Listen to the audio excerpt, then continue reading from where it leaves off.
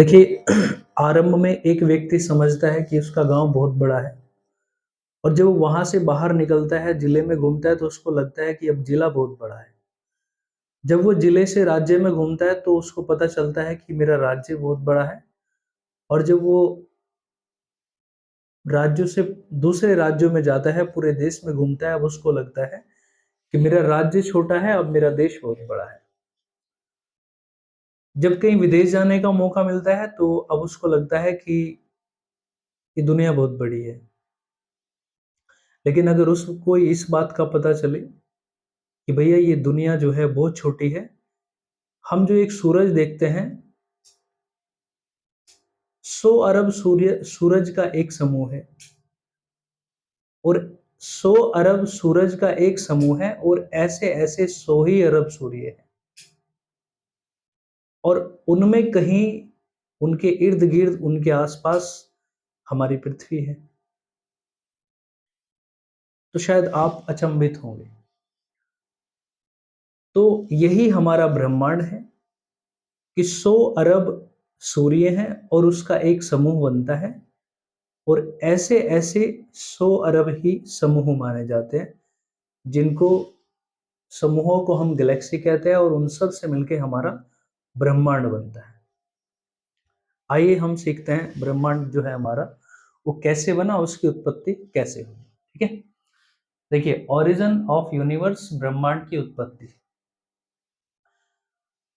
देखिए अवस्था स्टेज, कैसे ब्रह्मांड बना, उसकी कुछ स्टेज है, उसकी कुछ अवस्थाएं हैं।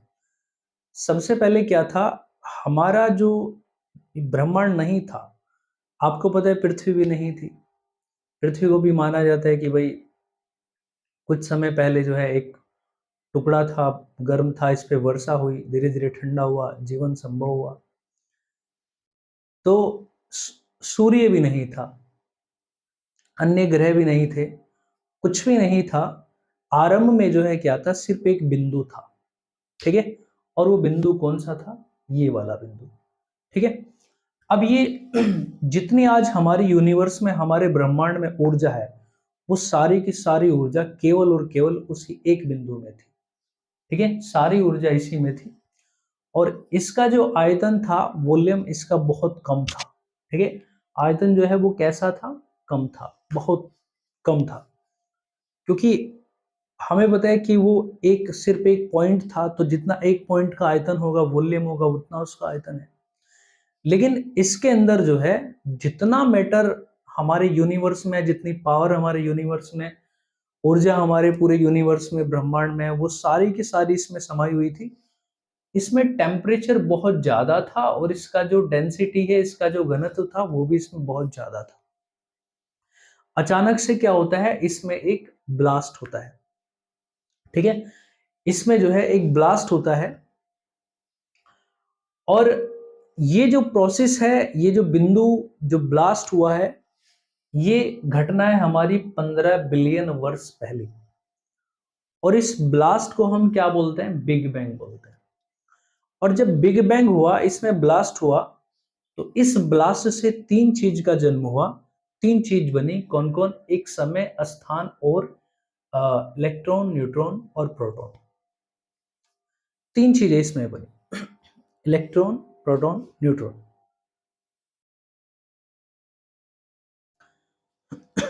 तो हम कह सकते हैं इससे पहले ना तो समय था, ना कोई स्थान था। आप सोचोगे कि जमीन है होगी कहीं, तो ना कोई जमीन थी, ना कोई इलेक्ट्रॉन, प्रोटॉन, न्यूट्रॉन, कुछ नहीं था। यहीं से हमारे समय का आरंभ होता है। हम इससे पहले समय की कोई कल्पना नहीं करते। अगर हम कोई बात करते हैं तो इससे पहले किसी समय की बात नहीं हो सकती, क्योंकि इससे पहले कुछ नहीं था, सिर्फ और सिर्फ एक बिंदु था। बात ठीक है। तो यहां से जो है समय का आरंभ होता है और उसी यहीं से जो है स्थान बनता है, स्पेस बनता है, क्योंकि इसमें ब्लास्ट होता है। और वहीं से, क्योंकि आरंभ में वो सिर्फ बिंदु था, उसमें ब्लास्ट हुआ तो वहीं से स्थान बना, और वहीं से इलेक्ट्रॉन, न्यूट्रॉन, प्रोटॉन बने। ठीक है, ब्लास्ट हुआ, इसमें एक विस्फोट हुआ। विस्फोट के बाद इसकी जो ये जो बिंदु है इसका साइज बन गया एक बॉल के आकार में, ठीक है, बॉल के आकार में।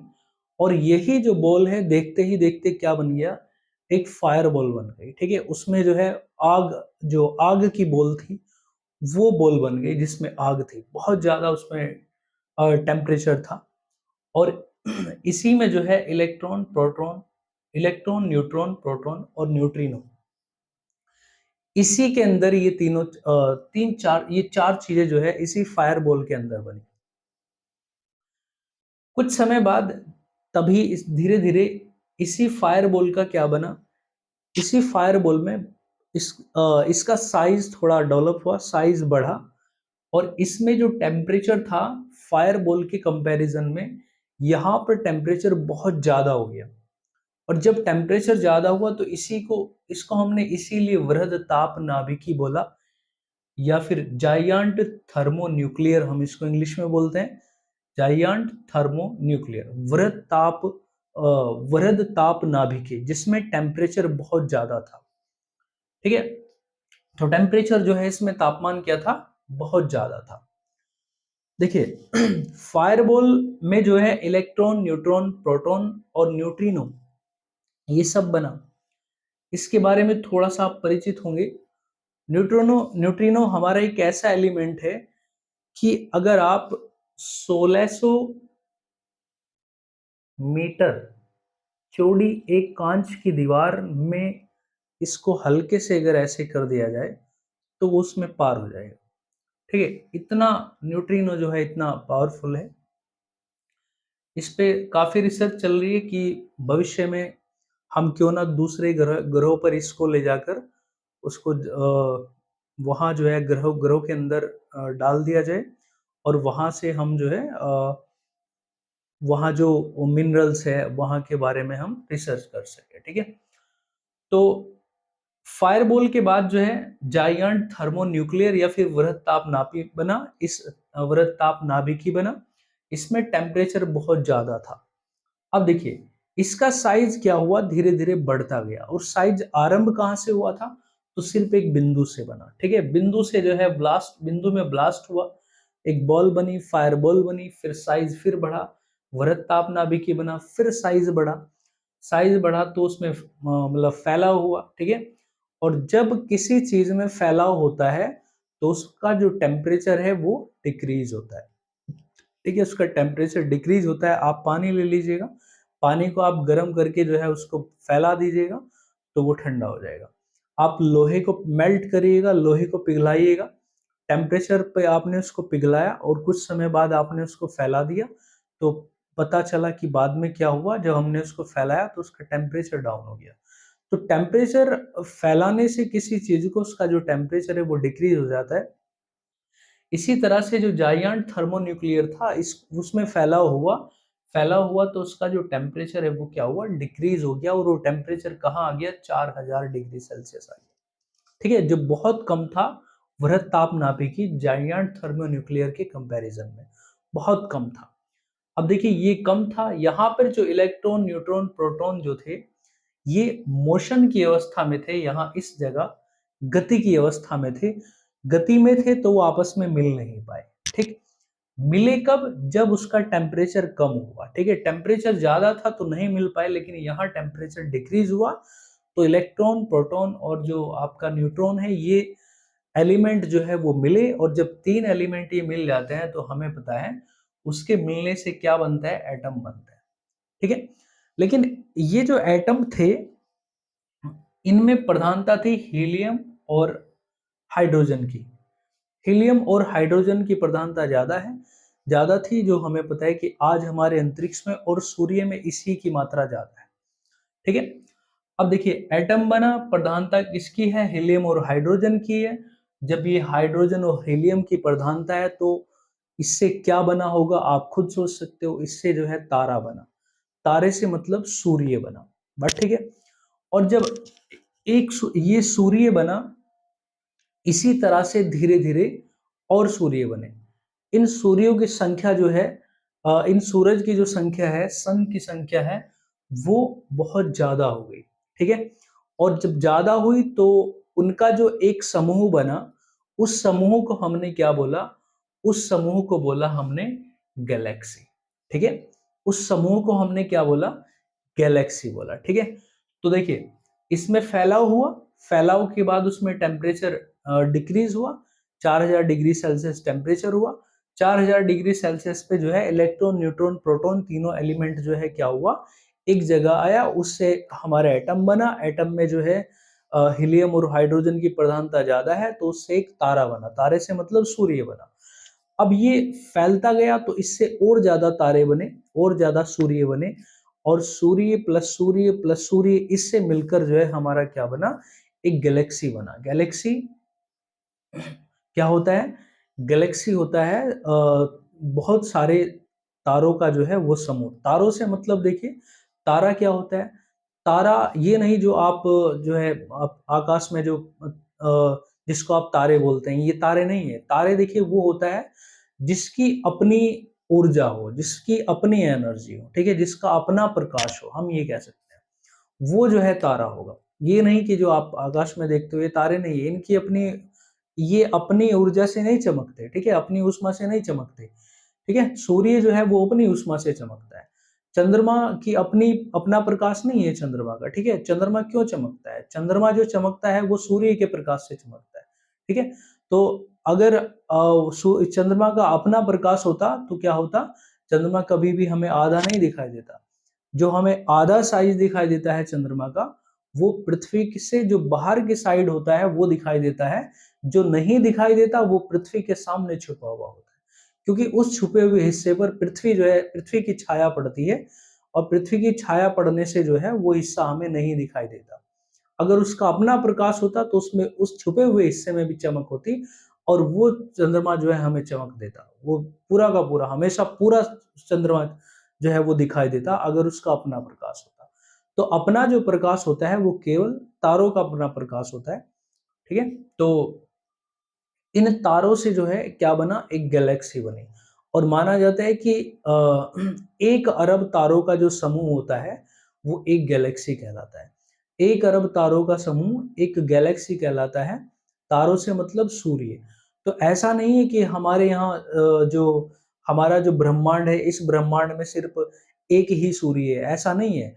इसमें 1 अरब तारे, तारों 1 अरब तारों का समूह एक गैलेक्सी कहलाया, और ऐसी ऐसी 1 अरब ही गैलेक्सी मानी जाती है, और ये हमारा विस्तार है हमारे ब्रह्मांड का, ठीक है? देखिए, अब हम कहाँ आ गए? किस चीज से फैला हुआ? सिर्फ एक बिंदु से फैला हुआ। अब ये गैलेक्सी हुआ। अब देखिए, गैलेक्सी, इसका साइज कितना माना जाता है? कितने स्पेस में ये फैला हुआ है? तो माना जाता है कि 10 की पावर 8 प्रकाश वर्ष इतना इसका एक फैला होता है।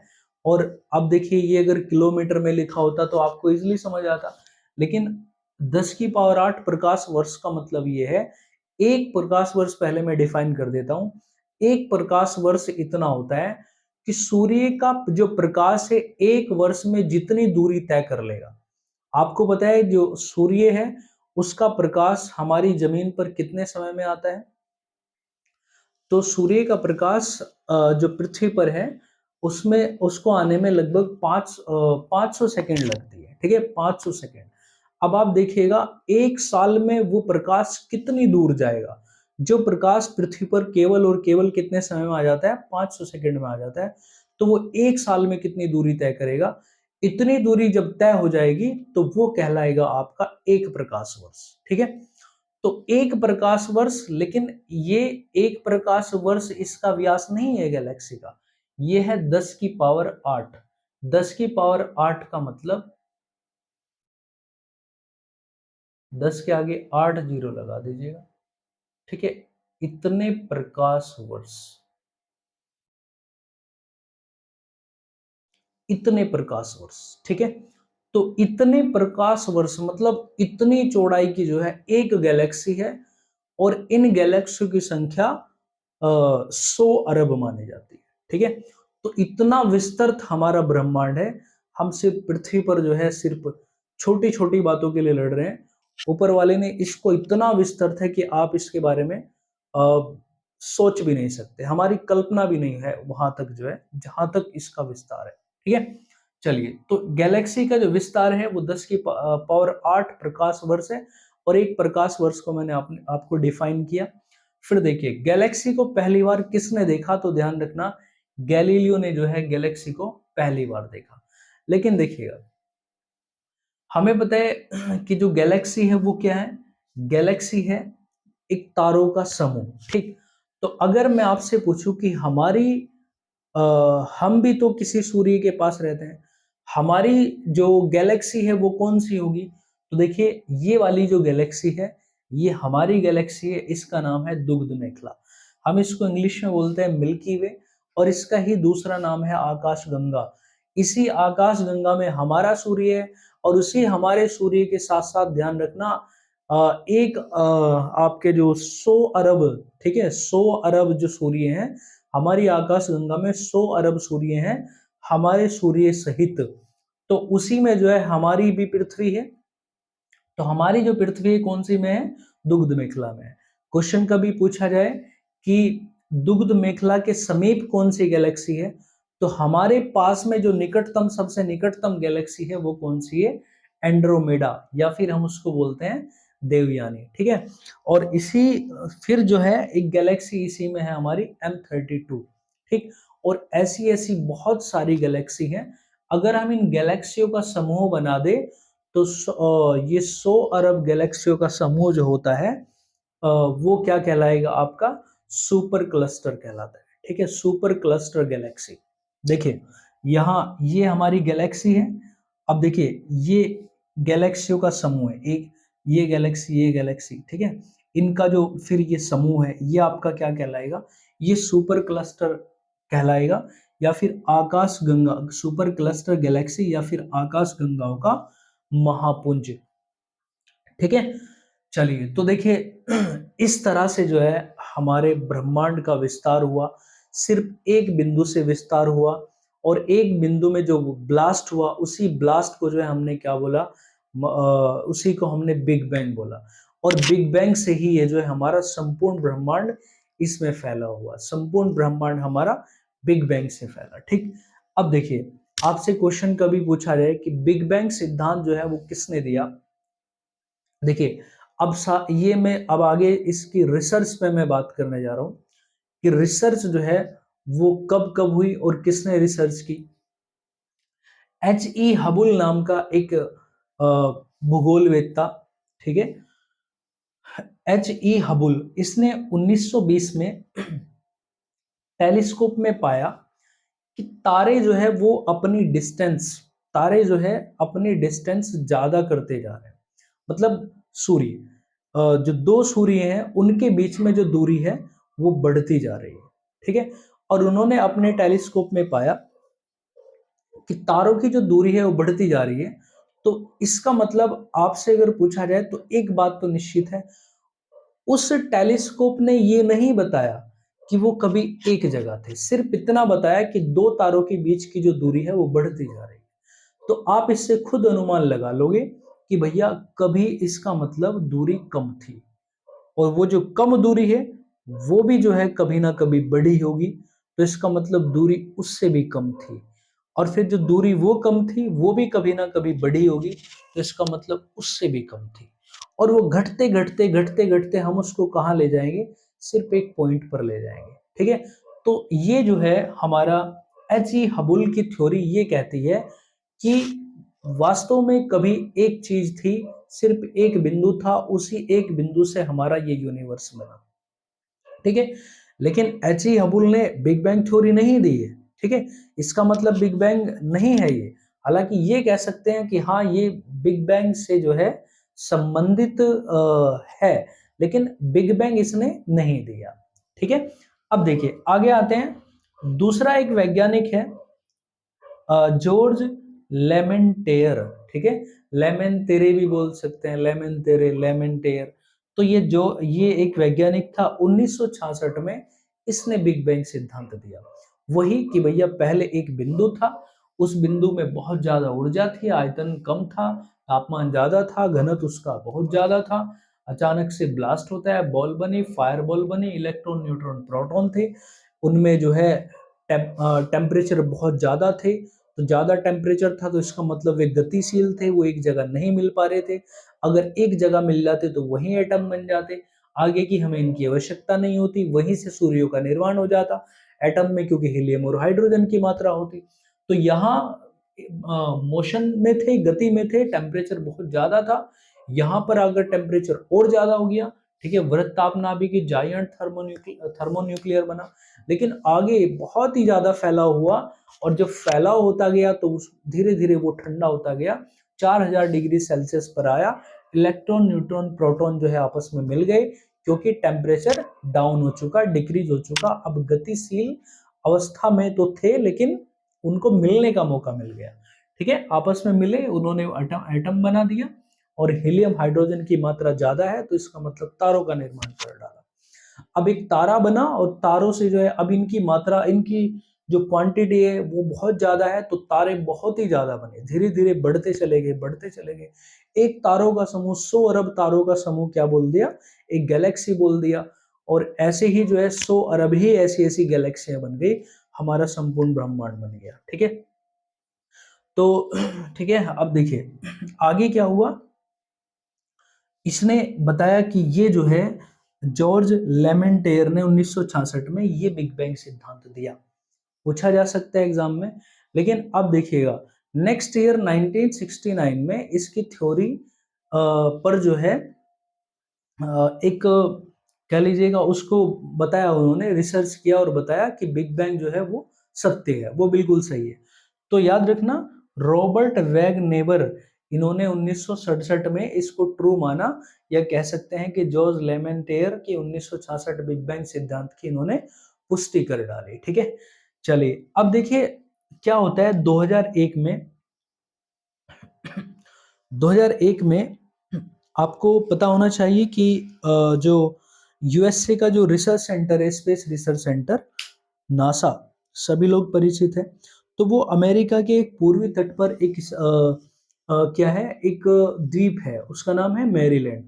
और ये भी आपके नॉलेज में होना चाहिए कि जितने भी ये रिसर्च सेंटर होते हैं, इनको हम समुद्री तट पर ही बनाते हैं, ठीक है, वहां से, ताकि अपने जो सैटेलाइट है उनको हम अच्छे से लॉन्च कर सके, और वहाँ जो पॉपुलेशन है वो इस चीज से इफेक्टेड ना हो सके। मान लो कोई घटना घट गई तो उस चीज से उनका बचाव हो सके। तो इसलिए इसको तट पर, क्योंकि उसको, अगर उसको हमने लॉन्च कर दिया, कोई प्रॉब्लम हो गई तो उसको, वो गिरेगा तो समुद्र में गिरेगा, किसी ऐसे स्थान पर नहीं गिरेगा जहां पर पॉपुलेशन ज्यादा हो, ठीक है। तो इसलिए जो है हम तटों पर बनाते हैं। तो नासा भी ये मैरीलैंड एक द्वीप है उस पर वहां बनाया गया है। तो वहां के एक वैज्ञानिक थे, उनका नाम था विल्किंसन। इसके नेतृत्व में एक टीम बनाई गई, और इस टीम ने जो है एक परियोजना, एक इन्होंने प्लान, हम इन्होंने डिसाइड किया, और इन्होंने एक सैटेलाइट, उसका नाम था मैप, एक सैटेलाइट, वो खोजी मैप था, खोजी से मतलब वो रिसर्च रिसर्च सैटेलाइट था, इन्होंने इसको लॉन्च कर दिया, या इस परियोजना को इन्होंने लॉन्च कर दिया। अब देखिए, जब इस परियोजना को लॉन्च किया जाता है, तो इस परियोजना का उद्देश्य क्या था। इस परियोजना का उद्देश्य यही था कि जो हमारा जो ब्रह्मांड बना है, क्या वास्तव में वो बिग बैंग रहा होगा, बिग बैंग बैंग से उसका जो है वो संबंध रहा होगा। एक तो ये बात, और दूसरी बात जो है, अगर हमारा ब्रह्मांड बना तो ये कितने समय पहले बना, ये बात वहां से निकल के आई। तो उन्होंने जो है ये सैटेलाइट अपना लॉन्च किया, ये उन्होंने मैप जो है लॉन्च किया। मैप की फुल फॉर्म थी आपकी माइक्रोवेव एनिसोट्रॉपी प्रॉप, ठीक है, माइक्रोवेव एनिसोट्रॉपी प्रॉप, ये जो है एक हमारा सैटेलाइट था, उपग्रह था, और इसका जो उद्देश्य था वो था बिग बैंग की पुष्टि करना, कि बिग बैंग जो है वो सही था या गलत था। तो इन्होंने जो है 2001 में इसकी इसको अभियान को लॉन्च किया, और इसकी जो है पुष्टि कर डाली कि भैया बिग बैंग जो था वो बिल्कुल सही था, ठीक है। इन्होंने बिल्कुल माना कि बिग बैंग जो था वो बिल्कुल सही था। अब देखिए, दूसरा इनका मकसद ये भी था कि क्या वास्तव में हमारा जो सौरमंडल है वो उसका सॉरी जो जो हमारा ब्रह्मांड है वो कब बना। तो देखिए, इन्होंने जो है ये माना कि जो ये विस्फोट हुआ था, ये विस्फोट लगभग 13.7 अरब वर्ष पूर्व ये विस्फोट हुआ था। तो 13.7 अरब वर्ष पहले विस्फोट हुआ था। तो यहीं से इन्होंने जो है इस ब्रह्मांड की आयु आरंभ की कि भैया अब से अब जो है इनको 13.7 अरब वर्ष हो चुके। तो नासा ने जो है मैप के माध्यम से मैप सैटेलाइट के माध्यम से इन्होंने क्या किया, इसको इसका जो यूनिवर्स का जो ओरिजिन है या ब्रह्मांड की जो उत्पत्ति है 13.7 अरब वर्ष पहले मान ली। ठीक है, चलिए। ओके, तो ध्यान रखना कि हमारा जो ब्रह्मांड है, हमारा यूनिवर्स, ये 13.7 अरब वर्ष पूर्व इसका ओरिजिन हुआ, इसका जन्म हुआ या फिर ये बना। अब देखिए, हमारा सौरमंडल जहां हम रह रहे हैं, हम सौरमंडल से मतलब हमारा सूर्य और हमारे सूर्य के साथ में 8 ग्रह, ये टोटल मिलके जो है हमारा सौरमंडल बनता है। ठीक है, ये सूर्य है, ये देखिए, ये बुध ग्रह है, ये शुक्र है, पृथ्वी है, मंगल है, बृहस्पति है, और ये शनि है, अरुण और वरुण। इन सबको मिलाकर जो है हमारा सौरमंडल बन जाता है। अब ये क्या, इस सौरमंडल ये कब बना? तो देखिए, सबसे पहले देखिए कितना समय लगा प्रोसेस में। पहले एक सूर्य बना, फिर बहुत सारे सूर्य बने।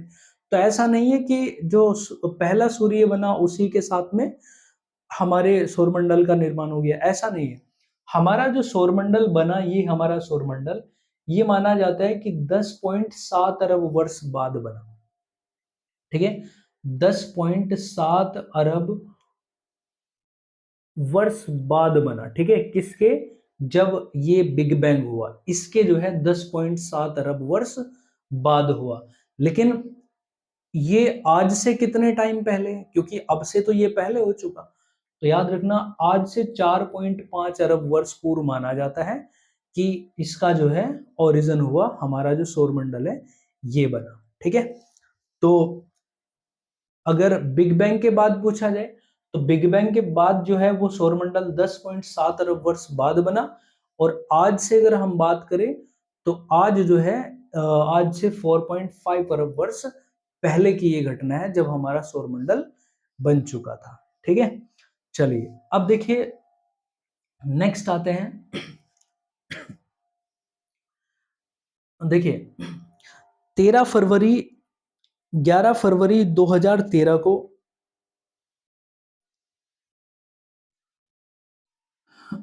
ये जो 13.7 अरब वर्ष पहले माना था कि विस्फोट 13.7 अरब वर्ष पहले हुआ, ये इन्होंने कब फिक्स किया? तो ये 11 फरवरी 2013 को नासा द्वारा ऐसा माना गया। ठीक है, कि ये जो है 13 फरवरी 11 फरवरी 2013 को माना इन्होंने। क्या? कि जो बिग बैंग हुआ था वो 13.7 अरब वर्ष पहले हुआ था। ठीक है, अब देखिए, होता क्या है, जब ये विल्किंसन 2001 में एक परियोजना लॉन्च करते हैं, मैप, और इसमें सैटेलाइट लॉन्च किया जाता है मैप नाम से। उसमें मैंने आपको ये फुल फॉर्म बताई थी। तो इसमें इनका उद्देश्य क्या था कि बिग बैंग की पुष्टि करना। इन्होंने बिग बैंग की पुष्टि कर डाली। लेकिन 2002 में इनकी जो ये विल्किंसन है, इनकी डेथ हो जाती है। और जब इनकी डेथ हुई तो 2003 में जो इसका जो है नाम परिवर्तित कर दिया, इस परियोजना का। मैप से पहले डब्लू लगा दिया, डब्लू से मतलब विल्किंसन, उस वैज्ञानिक, उस जो है खगोल वेत्ता का नाम उसमें ऐड कर दिया उनके सम्मान के रूप में। ठीक है, अब ये विल्किंसन माइक्रो एनिसोट्रॉपी प्रोब अब इसका नाम हो गया। ठीक, चलिए अब देखिए, एक आता है इसमें ड्वार्फ। ये ड्वार्फ मंदाकिनी है। कभी आपसे पूछा जाए कि ड्वार्फ मंदाकिनी क्या है, तो ध्यान रखना, ड्वार्फ मंदाकिनी वो है जिससे जब हमने सबसे नवीनतम मंदाकिनी को खोजा तो उसका नाम था ड्वार्फ मंदाकिनी। हम कह सकते हैं इसके बाद हमने अभी तक कोई मंदाकिनी को नहीं खोजा। हालांकि मंदाकिनियां बहुत सारी है ना, 100 अरब मंदाकिनियां मानी जाती है। लेटेस्ट जो है हमने इसको खोजा है, इसके बाद हमने कोई मंदाकिनी की खोज नहीं की है। ठीक है, तो देखिए इस तरह से हमारा जो है यूनिवर्स बना। मेन चीज इसमें क्या है, मेन इसमें बिग बैंग है। लेकिन देखिए अगर बिग बैंग हुआ तो इसका अंत क्या होगा। हमें पता है कि आज जो है ये फैलता जा रहा है ना, अभी भी ये फैलता जा रहा है। अभी हमारी एक रिसर्च में पता चला है कि पृथ्वी और जो चंद्रमा है उसके बीच की दूरी भी प्रतिवर्ष कुछ 0.005 समथिंग सेंटीमीटर जो है वो बढ़ जा रही है। तो देखिए अरबों खरबों वर्ष की अगर हम बात करें तो उसमें कितना जो है वो डिस्टेंस आ जाएगी। ठीक है, तो अगर चंद्रमा और पृथ्वी की दूरी बढ़ रही है तो यहीं से हमें जो हमारी जो रिसर्च है वो बताती है कि जो इन्होंने रिसर्च किया था, H.E. हबुल, इन्होंने तो पाया था कि भाई जो हमारा दो तारे हैं उन दो तारों के बीच की भी दूरी बढ़ रही है। इन्होंने तो जो रिसर्च था वो दो तारों के बीच में ही की थी। तो दो तारों के बीच की रिसर्च कर रही है, दो तारों के बीच में जो डिस्टेंस है वो बढ़ रही है। आज की रिसर्च में हमें पता चला कि चंद्रमा पृथ्वी की भी दूरी बढ़ रही है। तो इसका मतलब कॉमन सी बात है, अभी हमारा ब्रह्मांड जो है वो और भी बढ़ता जा रहा है। ठीक है, और भी बढ़ता जा रहा है, इसमें फैलाव और ज्यादा होता जा रहा है। तो इसका अंत जो है वो अंत क्या होगा, तो याद रखना अंत जो है, माना जाता है कि अंत बिग क्रंच होगा। ठीक, बिग क्रंच, मैंने एक शब्द बताया आपको, बिग क्रंच। बिग क्रंच का मतलब क्या है कि एनर्जी फैल रही है और उसका जो है एक ही पॉइंट पर आ जाना। बिग क्रंच क्या कहलाता है, बिग क्रंच क्या होता है, एक ही पॉइंट पर आ जाना। तो जिस पॉइंट से हमारा ये फैलाव हुआ है, इतना ज्यादा फैलाव हो चुका, तो एक दिन ये निश्चित है कि देखो किसी भी चीज की आप कोई क्रिया करते हैं तो हम उस क्रिया की प्रतिक्रिया पाते हैं। ठीक है, आप जो है किसी चीज पर फोर्स लगा रहे हो तो दूसरी चीज भी आप पर फोर्स लगाती है। तो देखिए ये प्रकृति का नियम है कि हर चीज जो है हर चीज का जो है रिएक्शन होता है। अगर कोई एक्शन होगा तो उसका रिएक्शन होगा, अगर कोई क्रिया होगी तो उसकी प्रतिक्रिया होगी। ठीक है, अब देखिए ब्लास्ट हुआ, बिग बैंग हुआ, तो ये हुई क्रिया, और इसकी प्रतिक्रिया क्या होगी, इसकी प्रतिक्रिया होगी बिग क्रंच। ठीक, तो ऐसा माना जाता है कि एक दिन ये जो सारी पावर है सिर्फ एक ही बिंदु में वापस सिमट जाएगी। तो ये जो है हमारा बिग क्रंच होगा। ठीक है, चलिए देखिए, तो ये था हमारे ब्रह्मांड की उत्पत्ति, ब्रह्मांड कैसे बना। उम्मीद है कि आपको समझ आया होगा। ठीक है, चलिए नेक्स्ट जो है वो जल्दी दूसरे वीडियो में मिलते हैं। तब तक के लिए टेक केयर।